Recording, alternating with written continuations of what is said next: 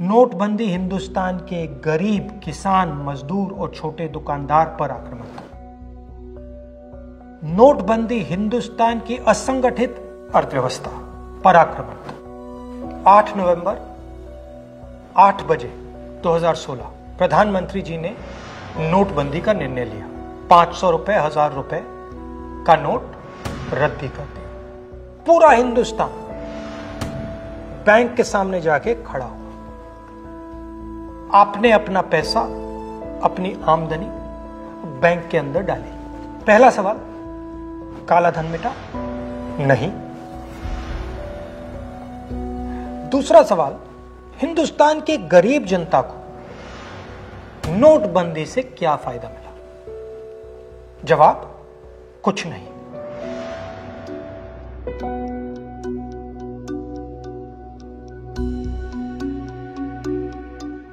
तो फायदा किसको मिला? फायदा हिंदुस्तान के सबसे बड़े अरबपतियों को मिला। कैसे? आपका जो पैसा था, आपके जेब में से, आपके घरों में से निकालकर उसका प्रयोग सरकार ने इन लोगों का कर्जा माफ करने के लिए किया।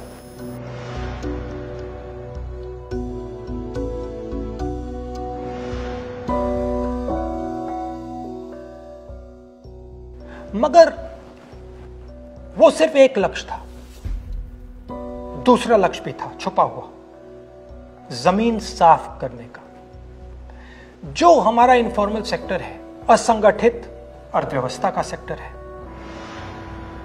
वो कैश पे चलता है। छोटा दुकानदार हो, किसान हो, मजदूर हो, वो कैश से काम करता है। नोटबंदी का दूसरा लक्ष्य, जो जमीन साफ करने का लक्ष्य, असंगठित अर्थव्यवस्था के सिस्टम से नगद कैश को निकालने का। प्रधानमंत्री ने स्वयं कहा कि वो कैशलेस इंडिया चाहते हैं, कैशलेस हिंदुस्तान चाहते हैं। अगर कैशलेस हिंदुस्तान होगा तो असंगठित अर्थव्यवस्था तो खत्म हो जाएगी। नुकसान किसको हुआ?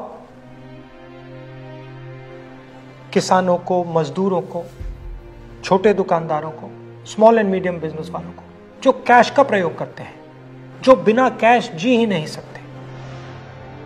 नोटबंदी हिंदुस्तान के गरीब, किसान, मजदूर और छोटे दुकानदार पर आक्रमण था। नोटबंदी हिंदुस्तान की असंगठित अर्थव्यवस्था पर आक्रमण था। और हमें इस आक्रमण को पहचानना पड़ेगा और पूरे देश को मिलकर इसके खिलाफ लड़ना पड़ेगा।